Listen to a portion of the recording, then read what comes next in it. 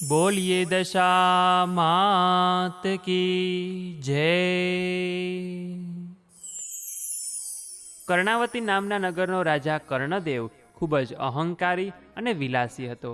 તેના અભિમાન અને ભોગવિલાસનો કોઈ પાર નહોતો. તેને કમલાવતી નામની એક ગુણવાન અને ચારિત્ર્યશીલ પત્ની હતી. તે જેટલી આસ્તિક એટલો જ કર્ણદેવ નાસ્તિક હતો. રાણી કમલાવતી કર્ણદેવને ઘણીવાર સમજાવતી કે અભિમાન સારી વસ્તુ નથી. માણસે ધર્મ કાર્યમાં પણ ધ્યાન આપવું જોઈએ. સુખ અને વૈભવ આજે છે, કાલે નથી. પરંતુ રાજા તો રાણીની આ સલાહ માનવાને બદલે ઉલટો વધુને વધુ બગડવા લાગ્યો. તે સુરા અને સુંદરીના મદ અને કેફમાં મસ્ત રહેવા લાગ્યો. એક દિવસ નિરાશ રાણી મહેલના ઝરૂખામાં ઊભી હતી. ત્યારે તેણે થોડે દૂર નદી કિનારે કેટલીક સ્ત્રીઓને ભેગી મળી કંઈક વ્રત કરતી જોઈ. તેણે દાસીને બોલાવી એ સ્ત્રીઓ શું કરતી હતી તે જાણી લાવવા મોકલી. થોડી વારે દાસી પાછી આવી અને રાણીને કહ્યું, રાણીજી, એ સ્ત્રીઓ દશામાનું વ્રત કરે છે. રાણી આશ્ચર્ય પામી. તેણે પૂછ્યું, એ વ્રત કેવી રીતે કરાય તે જાણી લાવી છે? હા, તેમણે કહ્યું કે અમે સૂતરના 10 તાતણા લઈ તેને કંકુથી રંગીએ છીએ અને તેની 10 ગાંઠો વાળીએ છીએ. વળી દશામાં માતાની માટીની મૂર્તિ બનાવી તેની પૂજા કરીએ છીએ. આ સાંભળી રાણીને પણ દશામાં વ્રત કરવાનું મન થયું. તેણે રાજાને વાત કરી. રાજાએ હાંસી ઉડાવતા કહ્યું, રાણી, આ વ્રત બધું ધતિંગ છે. આપણે શેની ખોટ છે તે આપણે આ વ્રતથી પૂરી કરવી છે. ધન, દોલત, કીર્તિ, સુખ, સાયબી, સંતતિ બધું જ આપણી પાસે છે, તો પછી તારે આ વ્રત કરવાની શી જરૂર? અને રાજાએ રાણીને દશામાનું વ્રત કરવાની સ્પષ્ટ ના પાડી દીધી. રાણી ઉદાસ થઈને ત્યાંથી જતી રહી. પરંતુ માતા દશામાં પોતાનું આવું ઘોર અપમાન થયેલું જોઈ ક્રોધિત થઈ ઉઠ્યા. તેમણે અભિમાની રાજાને પાઠ ભણાવવાનું નક્કી કર્યું. બીજા જ દિવસે સૂર્યોદય થતાં જ પડોશી દેશનો રાજા લશ્કર લઈ કર્ણાવતી ઉપર ચડી આવ્યો. આ એકાએક આક્રમણથી કર્ણદેવ હેબતાઈ ગયો અને લડાઈમાં હારી ગયો. પડોશી રાજાએ તેનું રાજપાટ ઝૂંટવી લીધું. જીવ બચાવવા રાજા રાણી અને 2 કુંવરોને લઈ નાસી છૂટ્યો. રસ્તામાં રાણીએ કહ્યું કે તમે મને દશામાં વ્રત કરવાની મનાઈ કરેલી, એથી માતાજીનો કોપ તમારા ઉપર ઉતર્યો. અને રાજાએ આ સાંભળીને રાણીને મારી. આમ ભૂખ, તરસ, થાક અને ત્રાસ વેઠતા વેઠતા રાજા, રાણી અને 2 કુંવરો એક વાડીમાં પહોંચ્યા. ત્યાં થાક ઉતારવા બેઠા ત્યાં તો એકાએક વાડીના બધા ફૂલ ઝાડ કરમાઈ ગયા. રાજા અને રાણી બંને કુંવરો આ જોઈને હબક ખાઈ ગયા.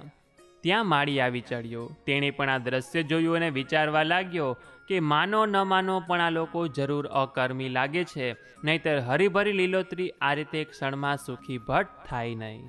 એમને હળધૂત કરી કાઢી મૂક્યા. રાજા, રાણી અને બંને કુંવરો નિરાશ વદને ત્યાંથી આગળ ચાલવા લાગ્યા. થોડે દૂર ગયા પછી એક વાવ આવી. વાવ જોઈ બધાને પાણી પીવાનું મન થયું. કુંવરો તો ઝડપથી ચાલતા ચાલતા વાવના પગથિયા ઉતરવા લાગ્યા. પરંતુ વાવમાં ગયા તો બંને કુંવરો અદૃશ્ય થઈ ગયા. રાજા, રાણી બંને કારમુકલ પાંદ કરી ઉઠ્યા. રાજાને હવે મનોમન પસ્તાવો થવા લાગ્યો કે જરૂર દશામાના ક્રોધનો જ તે શિકાર બન્યો છે. પહેલા રાજ ગયું અને હવે કુંવરો. રાજાએ રાણીને કહ્યું, રાણી, રડીશ નહીં. જેણે કુંવરો આપ્યા તેણે જ કુંવરો પાછા લઈ લીધા છે. રાજા અને રાણી આગળ ચાલ્યા. ચાલતા ચાલતા તેઓ એક ગામના પાદરે પહોંચ્યા. રાજા આનંદિત થઈ ઉઠ્યો અને કહ્યું, રાણી, આ તો મારી બહેનનું ગામ છે. ચાલ મારી બહેનને મળવા જઈએ. રાજાએ એક માણસને બોલાવી પોતાના આગમનનો સંદેશો આપવા બહેનને ત્યાં મોકલ્યો. બહેને પોતાના ભાઈ માટે પિત્તળના ઘડામાં સુખડી ભરીને મોકલાવી. એ ઘડામાં એક સોનાનું સાંકડું પણ મૂક્યું હતું. રાજાએ ઘડામાં જોયું તો સુખડીની જગ્યાએ કોલસા અને સાંકડાની જગ્યાએ ફૂફાડા મારતો કાળોતરો નાગ હતો. આ જોઈ રાજા ક્રોધથી રાતો પીળો થઈ ગયો. તેના માન્યામાં ન આવ્યું કે સગી બહેને ઘડામાં તેના માટે સાપ મોકલાવ્યો હતો, પરંતુ તે હકીકત હતી.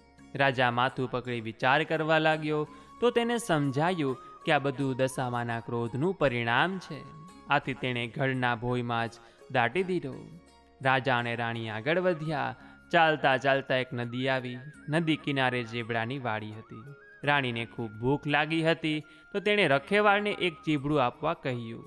રખેવાળને રાણી પર દયા આવી. તેણે રાણીને એક ચીબડું આપ્યું.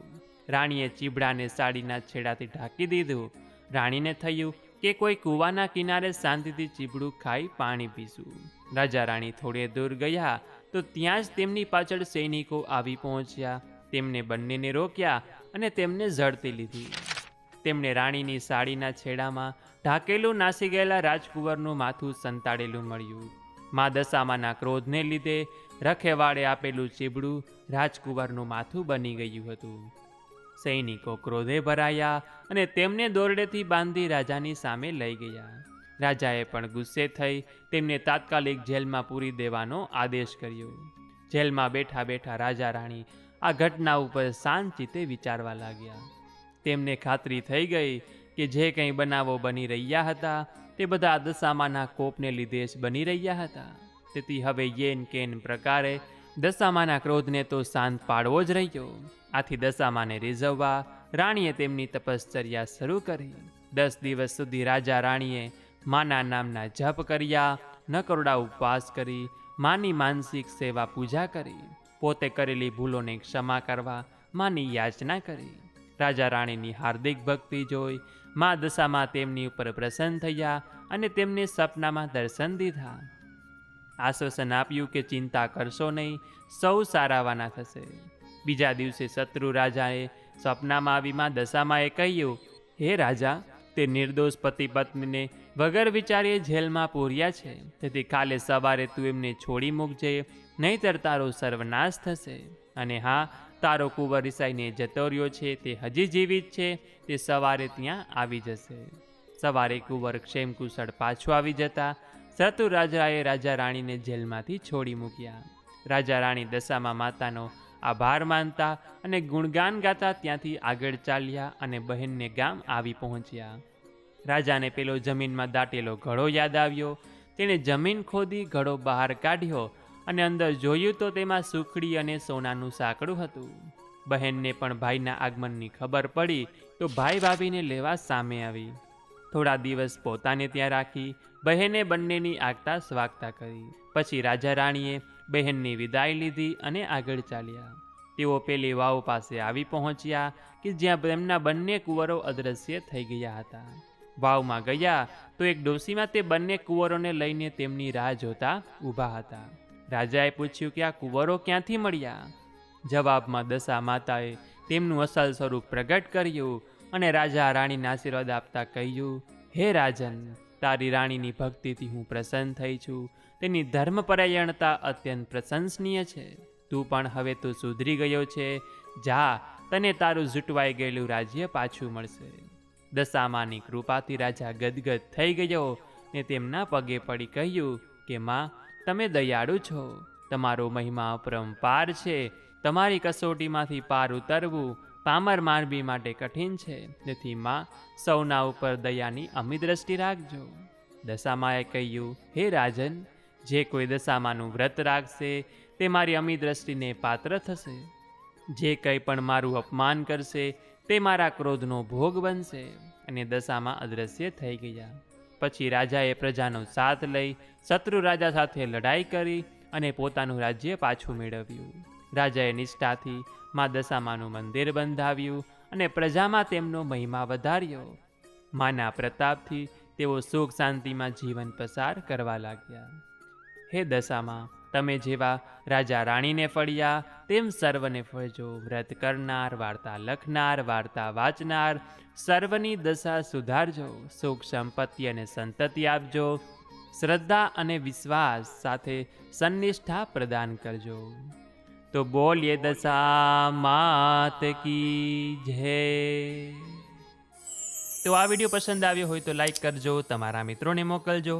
અમારી ચેનલમાં નવા હોય તો સબસ્ક્રાઈબ કરવાનું ભૂલતા નહીં, કે જેથી કરીને આવા જ અવનવા વિડીયો આપને મળતા રહે. તો આ સાથે હવે મને રજા આપો. મળીશું ફરીથી એક નવા વિડીયોમાં. ત્યાં સુધી આપ સૌ લોકોને અમારી ચેનલના જય શ્રી કૃષ્ણ, જય દશામાં. મારી સાથે દશામાની વાર્તા કથા સાંભળવા બદલ આપ સૌ ભક્તોનો ખૂબ ખૂબ આભાર. દશામાની કૃપા આપ સૌ લોકો ઉપર બની રહે, બસ એવી જ અમે પ્રાર્થના કરીએ છીએ.